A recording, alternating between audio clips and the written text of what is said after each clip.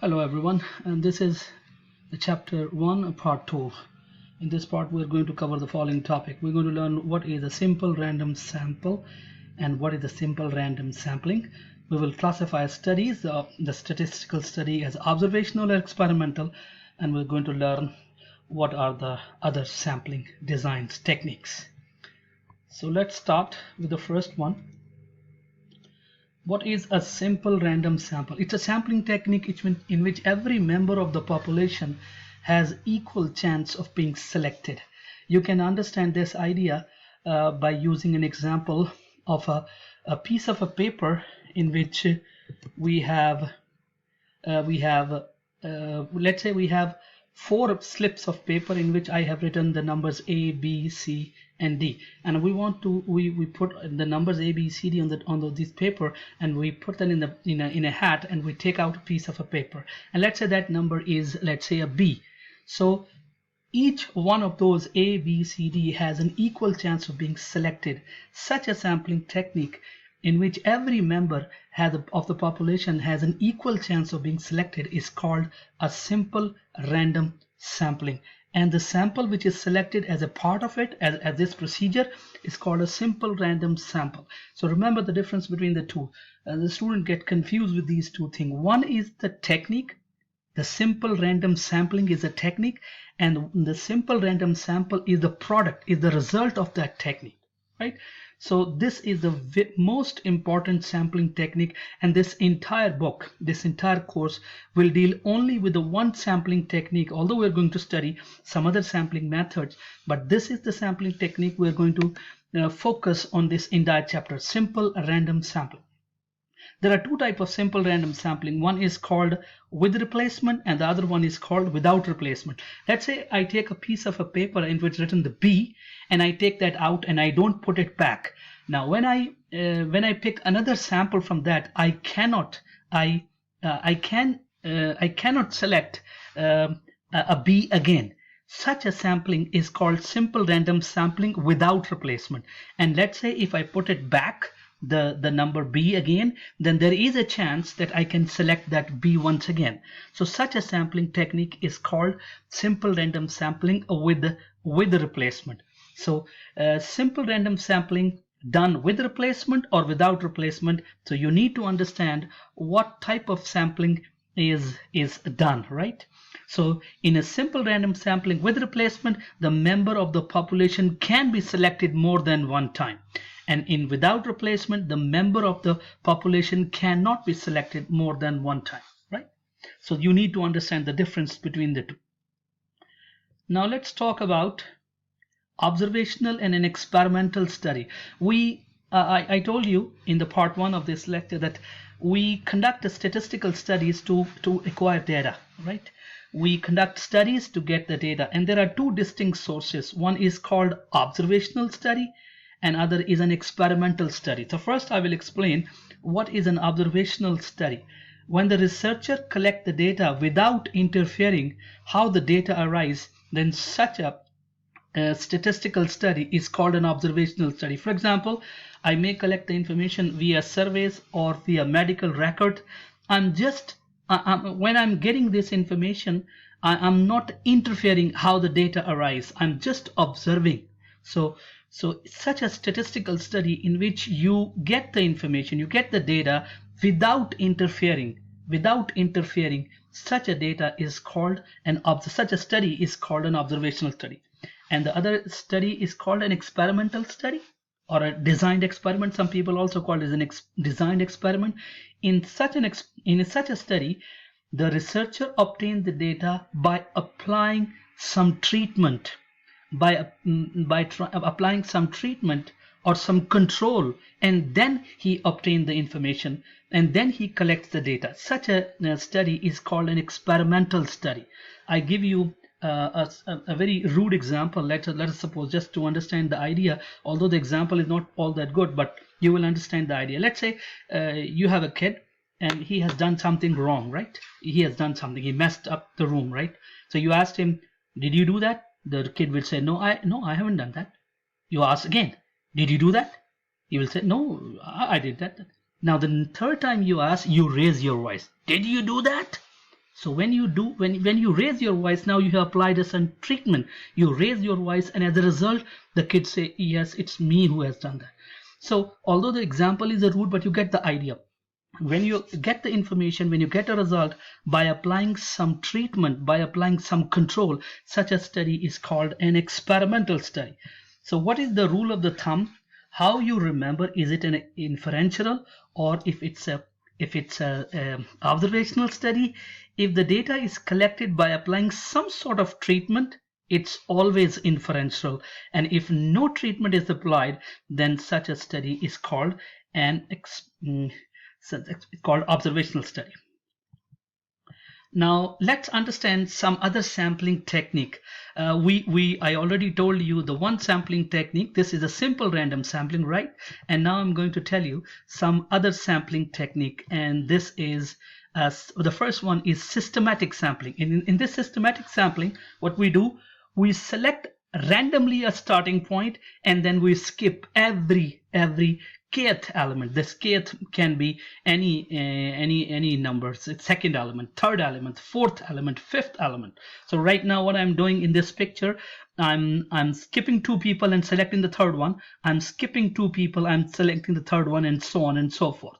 So such a sampling technique is called a systematic sampling technique, in which we gather the information, we select a sample by randomly selecting a starting point, and we skip a certain number of item or individual, and then select the next one. So let's take an example. For example, every fifth adult entering an airport is checked for extra security screening. What type of what type of sampling technique is used? This is an example of a systematic sampling. We are systematically selecting a person. Every fifth person which is coming in the airport, maybe in a checkout counter, whatever the place is, they are checking for the extra security, and that is one example of a systematic sampling. Let's understand how the systematic sampling is done. Right? This is the procedure. This is the method how we do that. There are 3 steps available, and I will explain each of these steps with the help of an example. Right? I'm not going to read these steps. I will show you with the help of an example what are these 3 steps. So let's take an example to understand how the systematic sampling is implemented. See this example. The number of a population have been numbered. The member of the population have been numbered from 1 to 299. A sample of size 5 is to be taken from the population using a systematic sampling procedure. What is the K and what is the sample, right? So for the first step, we divide the population size by the sample size. The population size is 299, which is written in the red, and the sample size is 5. This is 5, right? This is 290. What I'm going to do first, in the first step, I'm going to divide this 299 by 5, and I get 59.8. And what I do, I round this down, not round up, but round down. This is the procedure. I would have round up, but it's not. The procedure says you round down, and the round down is 59. So this 59 is my M, the M which is mentioned in the first step. So 59 is my M. So how I'm going to deal with that? How I'm going to handle this one? Now I go to the step number 2, use a random number table or a similar device to obtain a number K between 1 and M. Now we are looking for a K. How we're going to do that? This is the table this is the random number table I have, right? You could have used a random number generator also by like an Excel program, but I'm showing you this example with the help of this table. So my number is 2-digit number, but this is these are all 4-digit numbers. So what I'm going to do, I'm going to select this 2-digit number. This is 67. Look at this 2-digit number. Look at this 2-digit number. This is 2-digit number. I start from this one here. This is the 2-digit number, right?